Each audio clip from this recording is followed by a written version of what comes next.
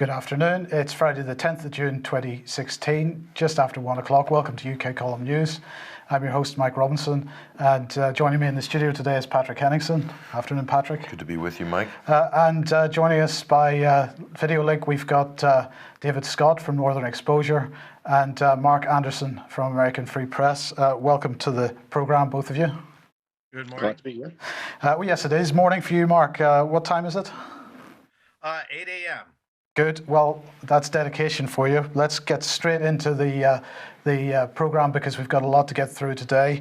And David, Nippy was on the television last night facing off against Boris Johnson. How did that go? Well, by and large, Nippy looks a bit amateurish when she comes up against proper politicians, even though we might not quite qualify Boris as a proper politician. And she was living up to her name in making nippy comments, and there was very little in way of big ideas or enlightenment or clarity in anything she had to say. And by far the most coherent arguments were put forward, as is usually the case in these debates, by the Leave side. And the bigger arguments and the arguments with some vision for what the country could be. Nicola's main point was that we now seem to be in a position where we have to run both international policy and entire domestic policy, and it would seem economic policy, all for one reason, and that is to protect the NHS. So rather than serving the country, the NHS seems to be the thing that the country must serve. Yes, well, indeed. But Boris Johnson then was accused of putting personal ambition ahead of national interest. Really, you don't say, Boris. Well, I'm amazed. What can you say? This is a man who's defined personal ambition. I thought that was a given. Well, indeed. So, is he going to be Prime Minister by Christmas? Well, there's an interesting parallel here with Scotland, because the independence referendum here really reset and redefined Scottish politics. And although the Brexit referendum has not caught the public imagination to the same extent, it may yet do that for British politics as a whole. We'll see. I mean, Cameron has already announced his retirement, so he's going to be increasingly viewed as yesterday's man. Who will replace him? There's not that many to choose from. Theresa May, Osborne. I mean, you can see why people are favouring Boris. Pretty bad choices, but this was a point you've been making, that the Brexit referendum has the potential to redefine British politics. Yeah, it's a great opportunity for the party to reestablish a new foothold in its crumbling traction. So, front page of the Telegraph, I don't know if we'll have that slide today, but who was the Thatcher's defense minister? Hogg. Hogg comes out last night and says that he's withdrawing his membership from the Conservative Party because of the fear-mongering of the Remain campaign led by David Cameron, and that he will only reinstate his Conservative membership if there's a change in leadership. And so he's already hinting that perhaps this is Boris. So you have these old luminaries playing their role like a Shakespeare play, Mike, coming up at the right time, speaking to the right newspaper, and it's absolutely stage managed, as we said in the previous shows. Well, just before we move on from this subject, just for a short time, David, expand a little bit more on this, because the Scotsman suggesting that the Scots would vote to stay in the UK after a Brexit vote. Yes, the allegation that a vote to leave the EU and that a Brexit vote would need another independence referendum. Now, that's simply an excuse, but what we're seeing here is there's no appetite, even under those circumstances, for breaking up the UK. And for the SNP, it's even more fundamental than that. They have a policy entirely predicated on the EU. We're going to be economics. Independence within Europe is the policy. The economic case is dependent upon a European marketplace and European help in many regards, and upon oil. We'll come to oil later. But if we leave the EU, where does that leave the SNP's pro-independence policies? It leaves them in a shambles. They don't even have a currency to use, because independence would mean joining the EU from outside, which would mean adopting the euro, which is hardly something that's going to be well received in Scotland. Indeed. Okay, well, let's move on. Bilderberg, of course, has begun. Bilderberg began yesterday, Mark, is that right? Correct, through the 12th.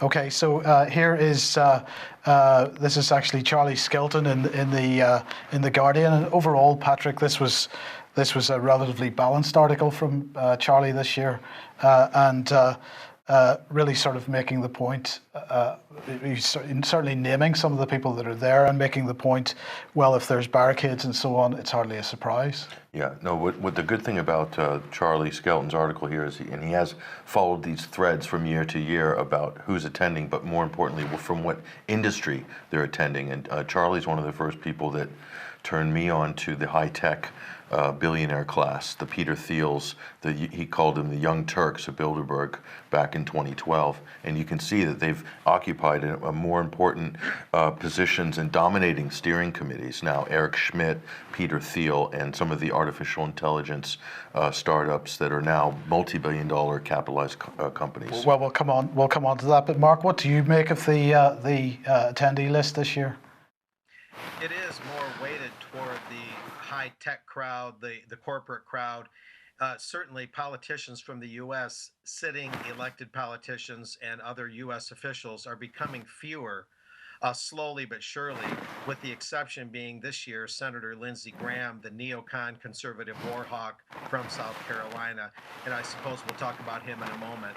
But yeah, it is weighted, and American Free Press, Jim Tucker and I noted that at about the same time, 2011, 2012, that it was becoming more of a corporate and techie class and less of a political input, at least from the United States, starting at that time. Yes.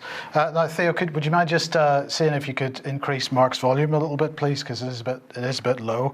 But Mark, let's just get on to Lindsey Graham, because it was a bit of a surprise, perhaps, that he was on the attendee list when, in fact, he was in the Senate yesterday, voting on increasing military funding. That's correct. And I need to check today. They're just opening their offices about an hour from now, and to see if he's still voting on the Senate floor. The Senate is in full session today and Monday, as it was yesterday and Wednesday, and he still hadn't left for Bilderberg as of yesterday, 3 o'clock Eastern time in the United States. I've got an airtight source on whether he's there or not today. I'll be finding that out. But even the Kansas City Star, a mainstream paper, broke the usual Bilderberg silence and reported that he's apparently headed to Bilderberg in Dresden. I'm going to be confirming that. And yes, he's voting. He's urging much more military spending. And that, of course, is kind of ridiculous, but we'll leave that alone. But apparently, the Kansas City Star is saying, as I was thinking, that he's going to Bilderberg as some sort of conduit on slowing down or defeating Donald Trump from getting the GOP presidential nomination. Exactly how and how effectively that would be done is anybody's guess, but this is the speculation that that's why he's evidently going to Bilderberg.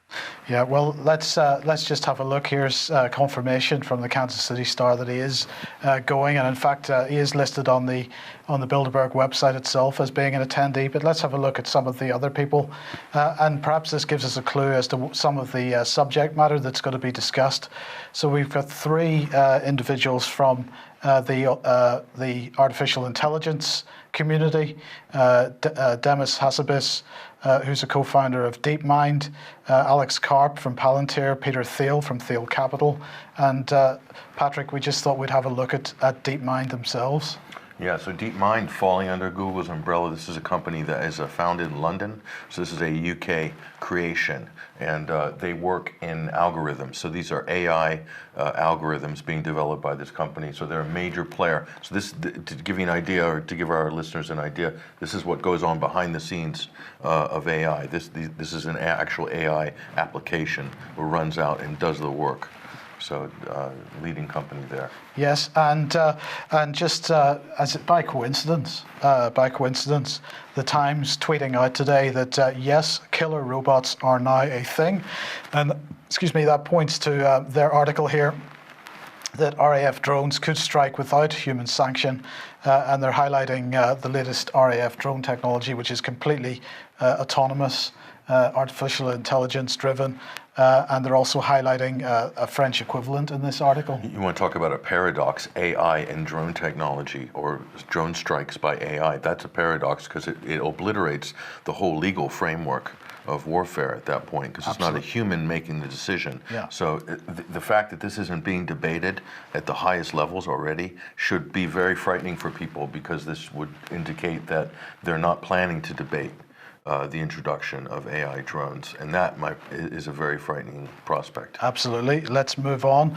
Who else is going to be there? There are going to be 4 mayors there. Edouard Philippe, who's the mayor of Le Havre, Ahmed Outaleb, mayor of Rotterdam, Kasia Ollongren, the mayor of Amsterdam, and Stanislav Tilic, the mayor of Saxony, and he's a regional mayor.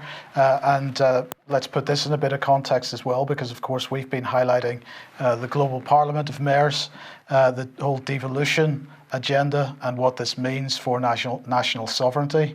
And as well as that, we have representing cities, Carlo Ratti, who's the director of Sensible City Lab, and that's sense it's spelt S-E-N-S-E, able, sensible, as in again really artificial intelligence here. Carlo's Italian, but he's a director. I think it's a Massachusetts Institute of Technology-based department or research lab called Sensible City. So this is along the lines of the doing the work for smart cities. Right. So this is Smart Cities Agenda. This is the Sensible Cities website. Do go and have a look at it. And resilient cities, of course, is another aspect of this. And I strongly recommend anybody that's watching this program goes and looks at those 2 articles on the Parliament of Mayors and the Resilient Cities program. But David and Mark, we'll start with David. None of this agenda is being driven by the European Union. No, none of it is being driven by the European Union. And it seems to be less clear as to what the political drivers actually are. We seem to know some of the names before. We could identify who the main players were. It seems to me, at least, to be much more opaque now as to who's actually running this particular show. Yes. Mark, what are your thoughts on this? Well, I covered the Chicago Council on Global Affairs Global Cities Forum June 2nd in person. And there's definitely this notion that cities can become an entity unto themselves, be given global standards in infrastructure and cultural artifacts and all sorts of different matters. Not all of it bad necessarily per se, but the notion that a city becomes a global entity due to certain standards that it must meet, and then joins the global neighborhood, kind of a world grid, and sort of bypasses the nation state, in lack of a better description. And this is what the Chicago Council on Global Affairs talked about. I'm taking a little bit different approach for Bilderberg this year for American Free Press. So I'm focusing a lot on this smart cities, global cities thing, and Chicago is a major hub of this. And of course, as you say, this is about a global grid. It's global governance of a type that we haven't actually seen before, and it's all happening under the radar. While we're all busy looking at the European Union, this is all going on under the radar. Sorry, Theo, see if you can get David back online there, please. But let's just sort of give us one example of something which would disappear if we were to stay, will disappear if we were to stay within the EU. I'm not saying for 1 second we shouldn't get out of the European Union, but this is the UK criminal law blog talking about jury nullification. Now, this is very much a common law thing. It's very much a British common law thing. And although this article says that, is highlighting the fact that jury nullification is something which the Americans understand. One of the points that this law blog makes, written by a lawyer, is that British judges really keep the whole issue of jury nullification quiet. So it has to be said that juries in this country are being absolutely, they are coming under pressure politically. We keep seeing anti-jury stories in the press, and this is a pretty dangerous situation. Juries will disappear if we stay on long term within the EU. So I'm not saying we should get out, but what I think is really key here is who's driving the agenda. And while we're all watching the EU referendum PSYOP, we're going to come on to what's going on in the background. Now, today, David, John Mann came out and said he is now for Brexit. But again, something that I want to highlight is that when he was on BBC Radio 4 this morning on the Today programme, he was basically saying if we return power to the British Parliament, we should go a lot further, from Brussels to Westminster, from Westminster to a local level. And this is the key point. We're talking about removing sovereignty from Parliament and turning ourselves into this global parliament of mayors and similar infrastructure, not only city-states, not only city regions, but regional unitary authorities, all with mayors. What are your thoughts on that? It does seem to be a bit of a two-edged sword. What's not being talked about is returning power to the individual, because the country was built on the individual retaining power, the individual retaining a great deal of sovereignty, and the individual being very clear as to what his or her rights are. And the state was really only there to operate on behalf of collectivised, voluntarily given over power and rights from the individuals. Now, if that's the starting point, then a local organisation of that would be best to tackle some sorts of problems, and a national one to tackle other problems such as defence. In fact, very little would need to be left to a national government under those circumstances. But if, on the other hand, we are looking at the individual being simply a slave of the state, and the state becomes ever more opaque, it's ever less clear as to what you're actually being ruled by, then the reverse happens and individual liberty gets eroded. And we find ourselves more and more under control and under observation without any rights of our own. So that is exactly, you've hit the nail on the head there, I think, because what's being sold is your first proposition, and what's actually happening is your second proposition, and that's the danger of it. And again, I'm not saying that we shouldn't come out of the EU. I absolutely am saying we should come out of the EU, but my point here is that none of this agenda is being driven by the EU, and therefore, in or out, it makes no difference. We've got to try to get a handle on the policy agendas that are being pushed through. And what I'm saying here is that the EU referendum in this context is a PSYOP. It's there to divert people's attention away from what else is going on. And the other thing I'm going to point out, just on the back of what David has just said there, throughout history, I don't think there's ever been an instance, not if anybody can correct me if I'm wrong, where taxation has actually been repealed. So once a tax is in place, that's it, it's permanent. So when you talk about devolution, when you talk about new governmental structures, regional structures, this is only also to add double, triple, quadruple taxation, different layers of taxation. You saw how we have a poll tax in this country, which is the council tax, but that's only the beginning. If you go to a city and regional governance model, you'll have the national tax, you have the EU tax, you have the city tax, you have the regional tax, 4 taxes, 4 regimes of taxation. So what's left for the person who's working for a living, what's left in their pocket? Probably very little. Nothing. Mark, have you any thoughts on what we've been discussing? Well, I would kind of continue the conversation on this mayoral and city thing, just to get more of the news out there. When I was in Chicago, Kasim Reed, who attended Bilderberg in 2014 in Denmark, was there. He's the mayor of Atlanta. And then you guys might be familiar with Boris Palmer, the mayor of Tübingen, Germany. He's a Green Party member. And there was also Rahm Emanuel, the Zionist-connected mayor of the city of Chicago, which sees itself as this major global city where NATO met in 2012 for its big summit.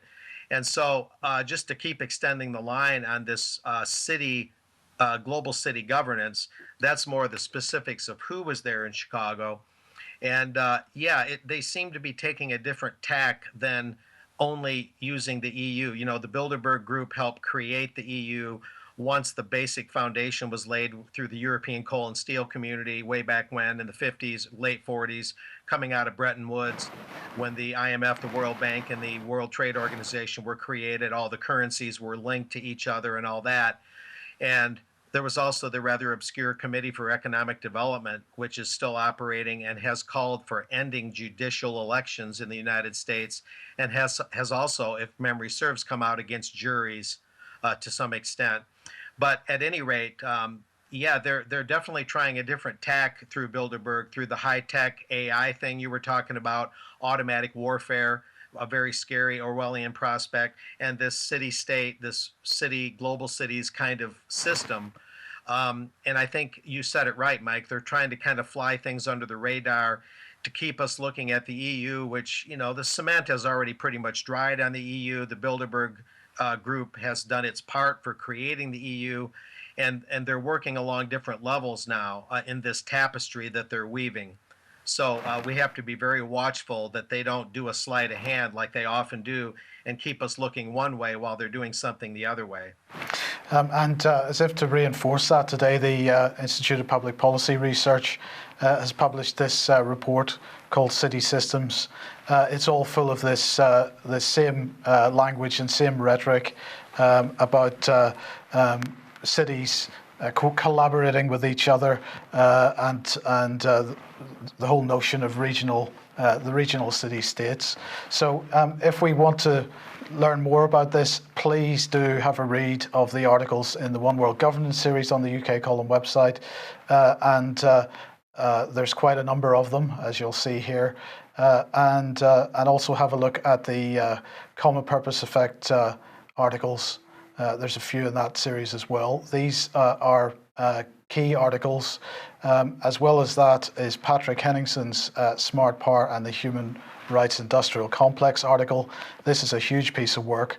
And although it's focusing on the NGO complex in the Middle East, perhaps, this applies equally. I mean, Alex Thompson on Wednesday described what's going on in France at the moment as a colour revolution. This is indicative of the type of activities that you're describing in this article. And then finally, before we move on, the NHS Common Purpose towards 1 million change agents. You've got to understand what Martin Edwards is talking about on that, because what we're talking about here is the common purpose. And although Common Purpose, the organisation, has been instrumental in driving this forward, the common purpose is much bigger, and we've just given a slight hint of it in the last 20 minutes. Well, the common purpose, it seems to be, Mike, to shatter the existing social and organizational structures of society. It's to break it up, to smash it, and then to rebuild something else in its place. And I think we're giving you some hints today on this program of what that new structure, what that new system might look like. Might look like, yes. Mark, just before we move on, have you got any closing comments on Bilderberg and what else? Have we missed anything for this year? Well, I think that we need to watch, of course, and confirm that Lindsey Graham actually shows up, since the Senate is so busy. And we've already discussed why he might be there. We talked about the Kansas City Star breaking the usual stony media silence about Bilderberg on the American side of the pond. Naturally, we have to keep watching that they're continuing to push TTIP, the Trans-Pacific Partnership, and a couple other trade deals I mentioned in an article that's on AmericanFreePress.net right now. People can check out our latest article there to read more about a couple other trade deals. And of course, their world taxation grid, where they're exploiting the Panama Papers and the EU Army and some of these broader things that are always on their agenda, regardless of what official agenda they might announce. This year's agenda that they announce, of course, is particularly laughable. One of the agenda items is simply current events. You know, it's really kind of a mockery of the public when they put out such amusingly simple and generic lists of things that they're going to discuss.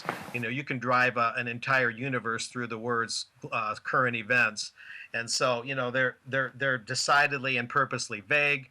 But like usual, it's always very difficult to map out exactly what they're talking about. But I think with the global cities thing, we're really hitting on the key thing along with the technology and the AI. This is the really sizzly stuff, the stuff that has the sizzle along with these longer term projects. So and of course, we'll watch to see whether there's large protests this weekend or not in Dresden. Yeah, okay. Thank you, Mark. Now, you're welcome to stay if you're able to, but I know you said you might have to drop off. But stay if you can. There is something I can add about global cities if you're still on that topic. Okay.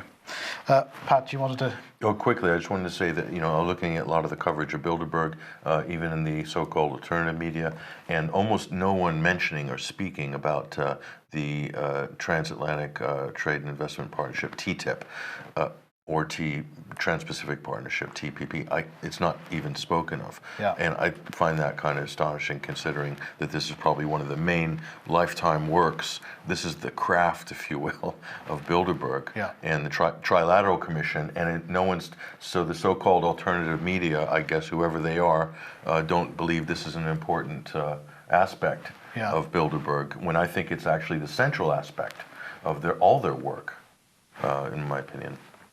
Final comment, Mark? Exactly right, and that's reflected on the article at AmericanFreePress.net, as well as some past writings I've done. What I'll mention while I have a good opportunity is I recently discovered that Global Cities Incorporated, a program of Bloomberg Philanthropies. This is Michael Bloomberg, the pro-Zionist former mayor of New York City. This is another driving force behind the Global Cities movement that's being overlooked. We'll talk about it in more detail later, but Global Cities Incorporated, Bloomberg Philanthropies, there's that all-important word that they hide the global agenda under, philanthropy.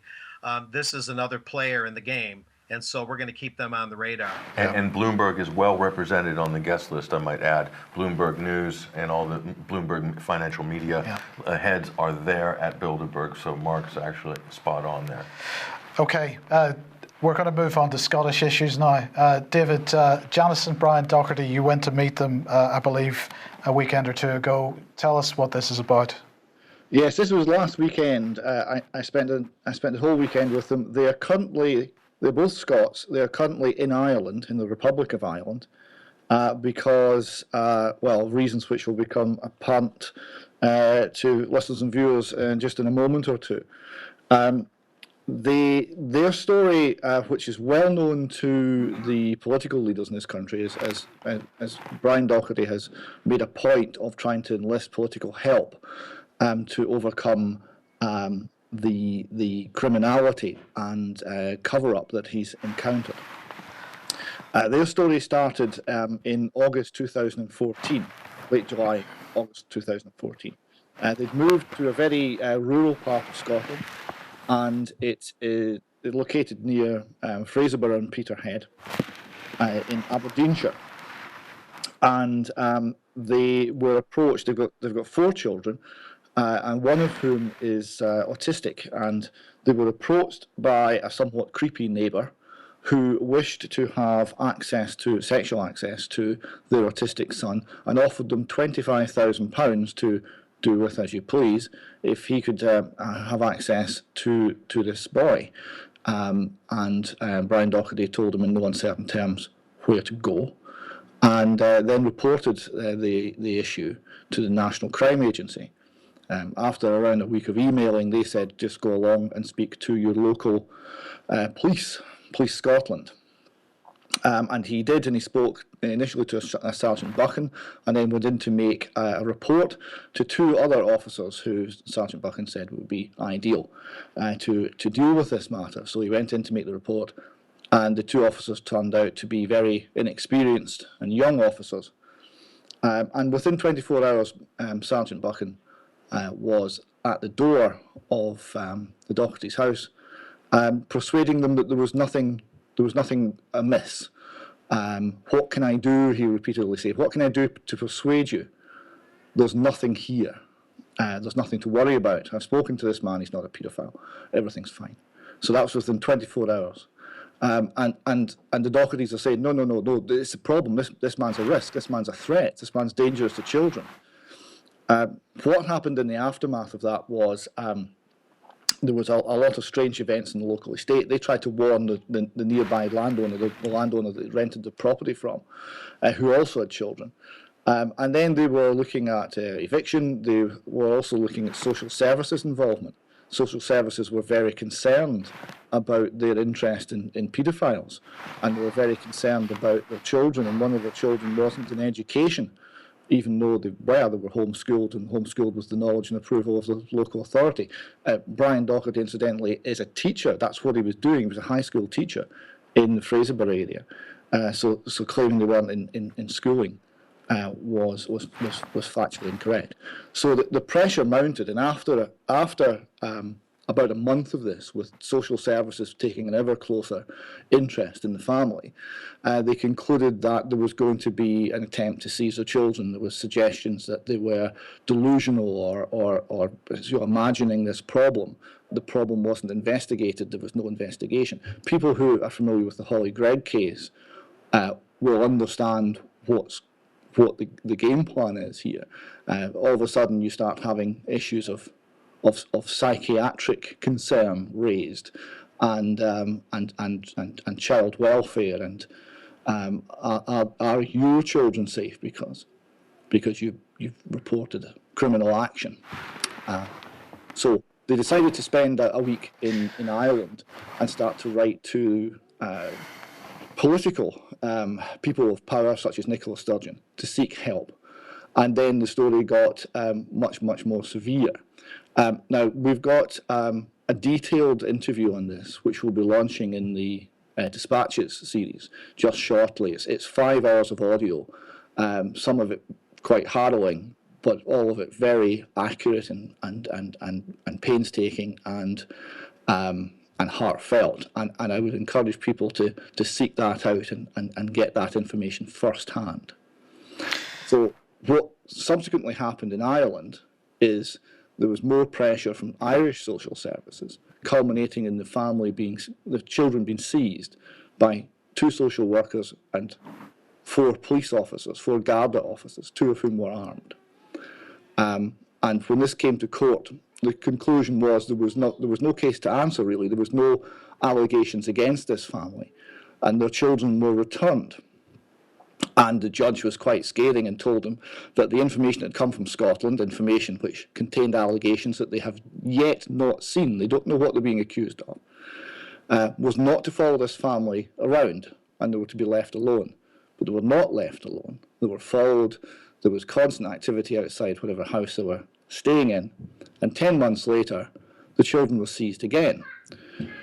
This time there was 5 social workers and 8 Garda officers, 4 of whom were armed, and the children were taken by force. Their eldest daughter is 13 by this point, and is quite able to say that she doesn't want to go with the police officers. She was marched down a flight of stairs with her arm up her back by a large Garda officer, and taken by force. And they were held on basically an interim care order, which is meant to last for 8 days. That was 6 months ago, and they haven't seen their children in 5 months. So they don't even have contact, David. Is that correct? They don't have contact anymore. The youngest son had some bruising. There was three instances of bruising when he was in care, and in the third case, Brian Doherty took a photograph of the bruising on his 18-month-old son. And as soon as he took a photograph, the social worker said, "We're very concerned about how your mental health is presenting here," and have not been allowed to see the children since. Incidentally, on the mental health issue, they did take the step of finding independent psychiatrists and having a full assessment done of their own mental health. And the report on that was stellar. There was no problem there at all. So it's a family that have no criminal record. I mean, they're teachers and school teachers with actually very high profile, very sort of stellar teaching career. No history of any sort of criminal wrongdoing. No allegations against them. No allegations of child neglect. In fact, the the person appointed by the Irish state to protect the interests of the child, has written to them saying that your children are a credit to you. They're loving and kind and care for one another, and they're very, they're great kids. So there's not even a suggestion that they're bad parents. The only suggestion is that they reported a paedophile in Aberdeen, and then the world fell in upon them. The world in the form of 3 states, because there's been pressure here applied by Police Scotland and Social Services Scotland, the Police Service of Northern Ireland, and the Garda and Irish Social Services. The parallels here to Holly Gregg are immense. Look, you said this is going to be released next week, I presume, as it dispatches from the front. Yes, it should be out within a few days. It'll be several episodes because it's 5 hours of audio in all that tells the story in detail and in full. And is there anything that people can do to help? Can people contact you? Contact them through you, and at least offer support? They can, and they can contact them through the column. They can also, I list at the end of this audio people that can be usefully written to encourage them to help this family. That would include Nicola Sturgeon and Enda Kenny, the respective heads of 2 of the states involved. And it would also include, we've got emails and things in the audio series that list the people that should be contacted. So when we put that up live, we'll make sure there's a full list of names and email addresses. Because what we need here is people to get involved and start asking questions.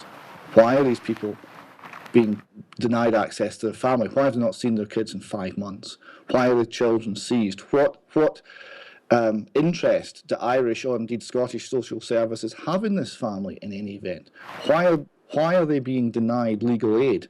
They put on their own initiative, put together a habeas corpus writ for the High Court in Dublin. The High Court refused to accept the habeas corpus writ. Why? There are many, many questions to ask. Just finally on this for today, David, if we could, what do they know what this condition of their children is, where they're being held, and do they actually have answers to these questions, or have they just disappeared into a black hole? They don't know in detail. No, they haven't seen them in 5 months. They have a certain amount of email communication with the guardian appointed by the Irish state, who says the children are well, but they don't get to see them, which is a critical thing. Yes. I would just point out before we leave this one, there's one question that's not really suitable for the government or the wise overlords. There doesn't seem to be any genuine complaint or threat or allegation against this family at all, and they've been hounded in 3 countries because they reported a paedophile. Who has the power to do that, Mike? It must be a short list. There can't be many people on that list. And they're almost revealing themselves. They're close to revealing themselves. Yes. Simply by the nature of the action that they've taken here, because that's a short list. Absolutely. Any thoughts? No, other than I think definitely David's right. Something scraped very close to something very big. Yes. Behind the scenes. So. Okay. Well, look, David, it's nearly 1:45, so we're really short for time. So let's move through some of these reasonably quickly if we can. Named person scheme. The backlash against this seems to be building quite nicely. Yes, there was a parliamentary debate which was a bit of a train wreck. I mean, the amount of anger and lies that comes out of the government side and the other opposition parties. The Conservatives are opposed to this, but the Labour Party and the Liberal Democrats, the Green Party, are all kind of supporting named person. But the press, the public, the people view it correctly for what it is. And these 2 articles here, one is written by a person who's been made a named person. Yes, so the headline is, as a named person, I know this law is both rotten and dangerous. I mean, you can't really make a stronger comment than that if you are actually one of the chosen named persons. Well, this is it. I'll just quote the final paragraph from that. He says, it is part of a corrosive suspicion of ordinary people led by politicians who desperately want their votes but don't trust them to bring up their own children. It would be farcical if it wasn't so sad. That is spot on. People are seeing through this. And the campaign is not going to go away, irrespective of what the courts say, irrespective of what the politicians say. The people will not accept this. Yes. Okay. Look, let's move on to sort of financial matters here. Is the slump in the oil price going to cost 120,000 jobs in Scotland? Well, this is the figure that's come up with. As for the UK as a whole, it's unlikely to be Scotland, just that sort of number. But it is having a very major effect in Aberdeen. We're seeing lots of rounds of redundancies. We're seeing, you know that the oil industry is not doing much if you drive up the east coast of Scotland, because you see the rigs and the supply vessels all tied up next to the shore. And when things are busy, you don't see anything because they're all out far to sea. So there are certainly jobs being lost, and of course the case for Scottish independence, the financial case, such as it was ever made, it was always very woolly, and it was always essentially ignoring the facts of economic life. But such as it was predicated, at least in terms of government finance, on a large slice of money coming in from the oil industry, and that's just not there. That will affect us all in the UK, not just Scotland, but it has particular importance for Scotland. Yes. Now, we mentioned this story yesterday briefly and said that we'd ask you for comment on it today. Well, you have actually wanted to speak about this today. So Japan's bond market, I think the bank we mentioned yesterday was Mitsubishi, ducking out of the bond market, or at least suggesting that they're going to. So what is going on here? Well, this would suggest that the Japanese JGB bond market, which is the second largest after America, the second largest government bond market in the world, may well be close to collapse. Now, one of the commentators on this, I would encourage people to seek out, is a chap called Kyle Bass, who's a hedge fund manager. And some years ago, he was perhaps 2 years early. Some years ago, he was saying, well, Japan, economically speaking, is a bug looking for a windshield. This is going to collapse. The Japanese government are going to basically implode the bond market and their currency. And there's no way out for them, because they've reached the end of the road. They've had 30 years of stagnation.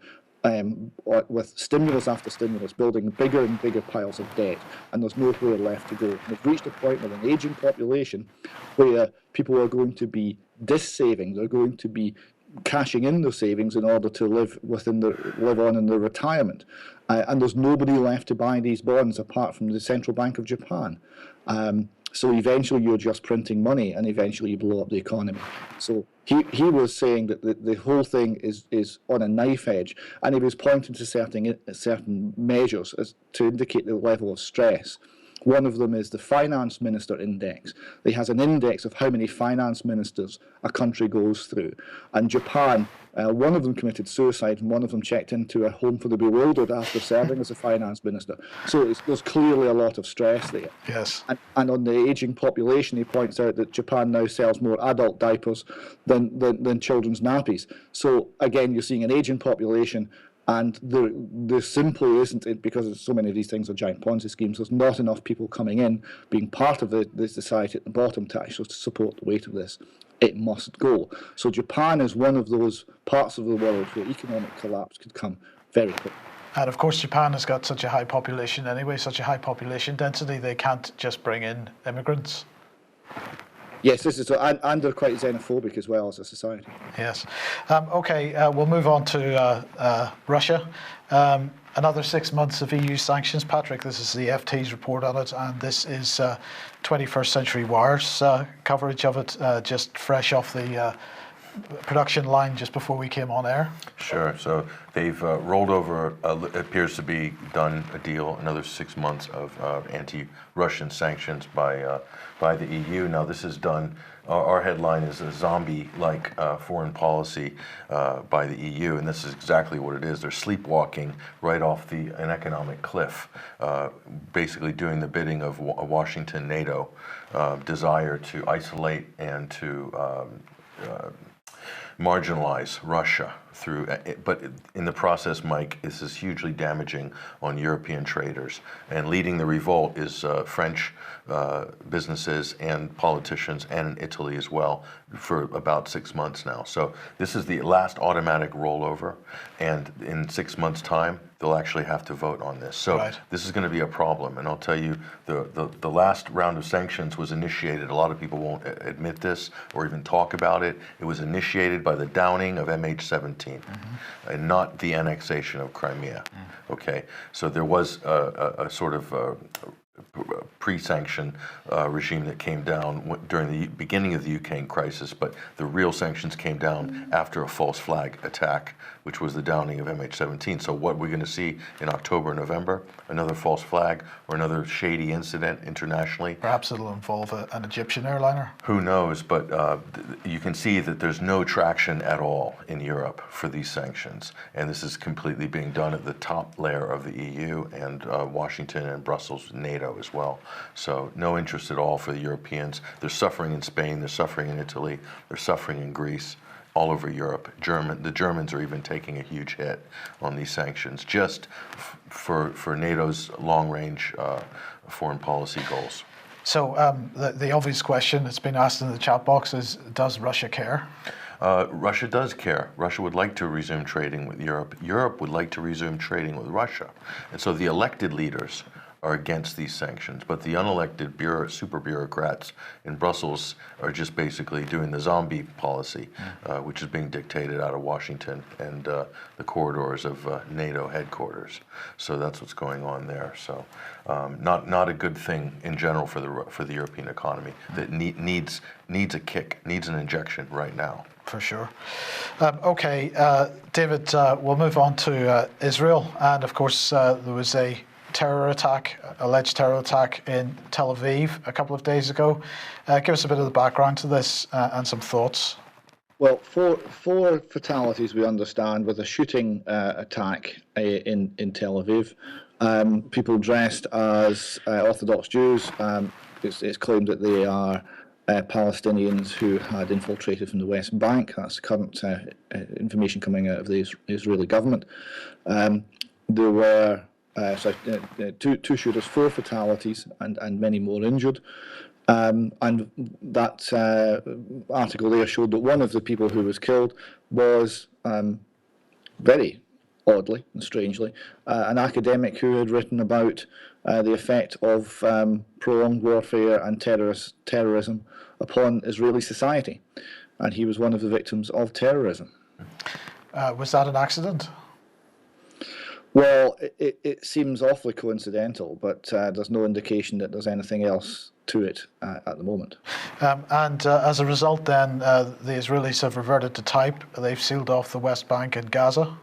Everything's in lockdown, yes, so that all of the checkpoints and things will be closed, and all of the people who normally travel from the West Bank and Gaza into Israel in order to carry out their work every day will no longer be able to do so. Right.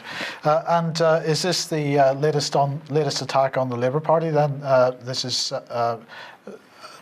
somebody has been saying that the Jews are responsible for the slave trade? This is an interesting article. It's in Haaretz, which is normally a very good newspaper and allows a great variety of voices to be heard. And it can be wonderfully critical of its own government to a level of courage that we very rarely see in the UK. So it's a newspaper I've got a high regard for. But this particular article, and not so much. What this is saying is, well, this person in the Labour Party said that the Jews were involved in the slave trade. That's anti-Semitism, and they've let her back in, so the Labour Party's anti-Semitic. But of course, what the person is actually doing is speaking the truth, and the truth is not anti-Semitic. The truth is just the truth. The truth of slavery is the whole world was involved in the slave trade. There are parts of Glasgow that were built on it. There's parts of Liverpool and Bristol in particular that were built on it. But the slave trade flourished in Arabia, in Africa, back into the mist of history. And I remember when we were asked as a nation to apologise for our role in the slave trade, and I thought, well, does that include ending it? Because the two biggest things that actually put the slave trade into reverse was the Methodist Church in England and the Royal Navy. But that was after years of being involved in it. So it's a complicated history. And to point out the Jewish role in that complicated history, as Tony Martin, the American academic, did, seems to be something that generates cries of anti-Semite. And it shouldn't do, because we should be able to look at the truth of history and discuss it and not be putting people in the pillory in this way. Now, Tony Martin's experience was very interesting, because he got turned on to the fact that this was a feature of the slave trade by the Nation of Islam, the American organization. But most of the research he did, he's an academic, most of the research he did and the sources he cited were in fact Jewish sources, because who else had been studying this matter? It was all Jewish academic sources. So he did a paper on this and put it into his course, and was rounded upon by the Jewish lobby, and there was a great attempt to have him hounded out of his job. Now, no one was saying he was not telling the truth. This is the point. It's not academic debate. We should have the ability to debate these things without putting them in terms of anti-Semite or anti-anything particular. It's simply the history of this planet is very complex, and we need to be able to discuss and examine that complexity and find the good and the bad where it lies, wherever that may be. Right. Well, you've mentioned Tony Martin's book, The Jewish Onslaught, and that is, if in the slide here, that is being highlighted on Gilad Atzmon's blog. So perhaps we should just mention that last night you did a fantastic interview with Gilad Atzmon, and we hope to have that released in the next couple of days as well. So it's going to be a busy week next week. But Patrick, just to end off on this, as David's already said, of course, this wasn't just a Jewish issue, because there was the Arabic people were involved in the slave trade as well. Sure. If you ask any Lebanese, it's legendary, the Phoenician and the Lebanese and the Levant's role in the global slave trade. So it's not only Jewish involvement, it's Arab involvement. And the Arabs in the Levant, this might be a newsflash, but they are Semitic people as well. So if we criticize the Arabs in the Levant, does that mean we're anti-Semitic? I don't think so. I think we're just criticizing something or bringing light to something that is a part of history, and it's not meant to demonize one group or another, as David explained very well. But this issue of dividing the Labour Party, this is clearly another wedge issue. The BDS, the boycott, divestment, and sanctions movement against Israel, and then the accusations that some Labour Party members are anti-Semitic. I wonder who dreamt up this public relations strategy to fragment the Labour Party. Could it be BICOM or the Conservative Friends of Israel, or one of these many lobby groups in Westminster that spends a lot of money and puts a lot of effort and who are very close to the higher echelons of the Conservative Party to basically break up and kind of wreck the Labour Party? That's what's going on right now, if you look at the headlines. Absolutely. Right. Okay, brilliant. We're going to leave it there. Thank you very much to Patrick, to Mark Anderson. David, thank you for joining us once again, and hopefully we'll see you on Friday next week. Have a good weekend, everyone. We will be back at 1 o'clock as usual on Monday. Hopefully Brian will be back. We'll see you then. Bye-bye.